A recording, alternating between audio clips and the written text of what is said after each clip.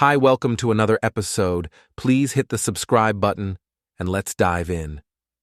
Many people often hear of countries like France, Spain, United Arab Emirates, Barbados, and Italy, and dream of visiting or have already been. But there are some countries that today may be your first time hearing it. With their small size and population, it's no wonder it's tucked away from the rest of the world. However, if you're looking to blaze your own trail and explore hidden gems, then these countries are worth visiting. Some of these countries are difficult to get into, but once you're in, you will get a totally unique cultural and geographic experience. Number 10 is Nauru. Officially, the Republic of Nauru, and formerly known as Pleasant Island, is an island country in Micronesia in the Central Pacific. Its nearest neighbor is Banaba Island in Kiribati. It further lies northwest of Tuvalu, northeast of the Solomon Islands, east-northeast of Papua New Guinea, southeast of the Federated States of Micronesia, and south of the Marshall Islands. With only a 21 square kilometers area, Nauru is the third smallest country in the world behind Vatican City and Monaco, making it the smallest republic and the least visited as well. Its population of about 10,000 is the world's third smallest after Vatican City and Tuvalu. The unemployment rate in Nauru is over 90%, and therefore the government does not collect taxes. The country has no official capital, however. The parliament is located in Yaren, and the largest city is Denegamodu. The main religion practiced on the island is Christianity. Number 9 is Kiribati, pronounced Kiribati, which won independence from the United Kingdom in 1979. Home to the South Pacific's largest marine reserve, many of the atolls are inhabited. Most of them are very low-lying and at risk from rising sea levels as a result of global warming. With the Fijian government's permission, Kiribati has bought land in Fiji for food security and as a possible refuge. Located in the Pacific Ocean, Kiribati has an impressive population of over 100,000 people, covering an area of only 800 square kilometers of land, a few meters above sea level. Kiribati is known for its many World War II relics, along with world-class fishing and cultural experiences. Their president, Taneti Mao, was elected as president on March 2016, after succeeding Anote Tong, who served 3 successive terms, the maximum allowed by the Constitution. Number 8 is Vanuatu. Officially, the Republic of Vanuatu can be found in the South Pacific Ocean. It was settled more than 3,500 years ago, and was visited by the legendary explorer James Cook in 1774. Its capital is Port Vila. With a population of 378,000, it covers an area of 12,189 square kilometers. Its president is Nikinike Vurobaravu, who was elected in July 20th, 2022. The single TV channel in Vanuatu was established with the help of Radio France Overseas and broadcasts in French and English. Number 7 is Niue. Home to some 2,000 people, the Pacific island of Niue is trying to encourage some of the 20,000 overseas Niueans, many of whom migrated to New Zealand to return. The capital is Alofi. Covering an area of 261.4 square kilometers, Niue is a self-governing state in free association with New Zealand, which handles Niue's defense and foreign policy. All Niueans are New Zealand citizens, and New Zealand is its main source of aid and biggest trading partner. Dalton Tagalagi was elected premier by Niue's Legislative Assembly on June 20th, 20, following the May general election, and King Charles III is the head of state. Lying between Tonga and the Cook Islands, Niue was initially settled by Samoans. British missionaries arrived in the 19th century, and from 1901, Niue was administered from New Zealand, becoming self-governing in 1974. Number 6 is Tuvalu, formerly known as the Ellis Islands, an island country in the Polynesian sub-region of Oceania in the Pacific Ocean. Its islands are situated about midway between Hawaii and Australia.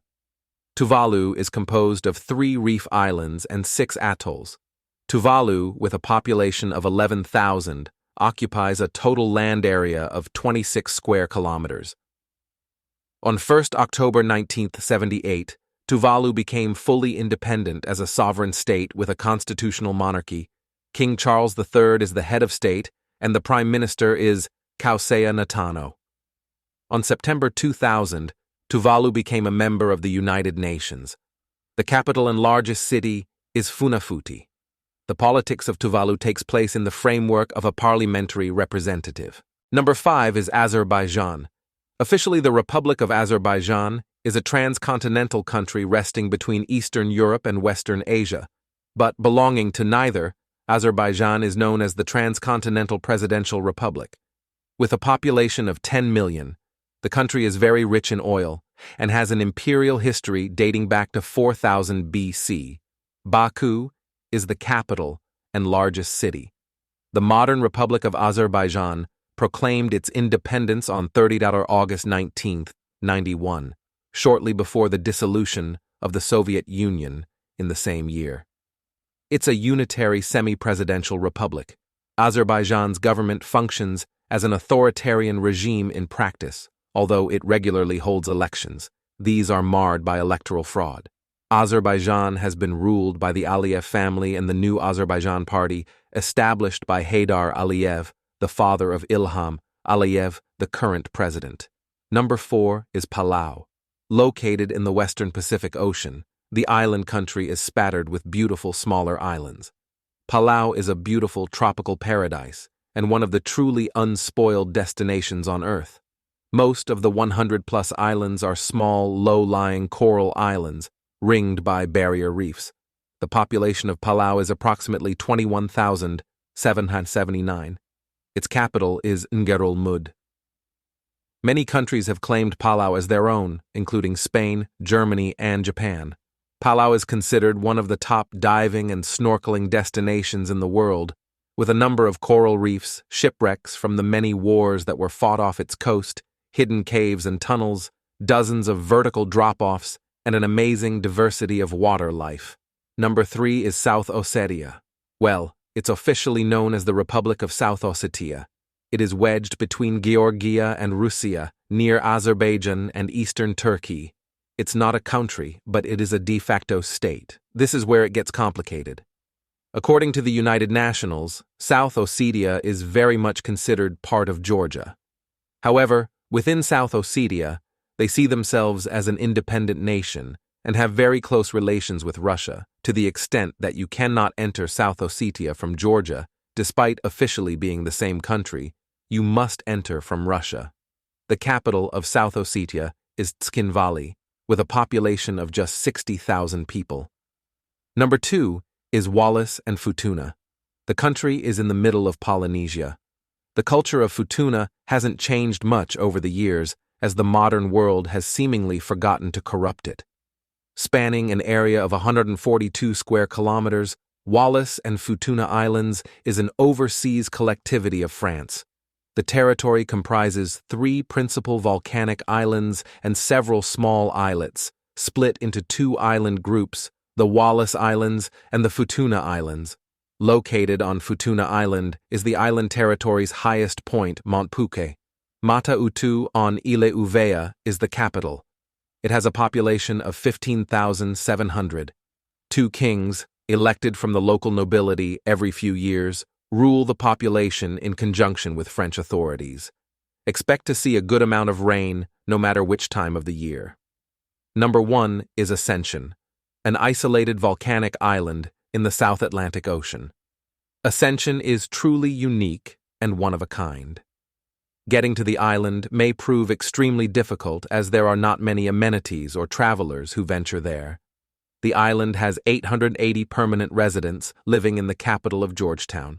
The island is near the more well-known St. Helena Island.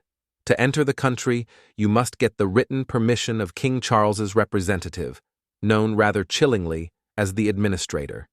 Its airport, whose runway was once the longest in the world, designed to accommodate the space shuttle, is operated by the U.S. Air Force, which grants limited access to Britain. Thanks for watching, and see you again in another episode of World Formatics.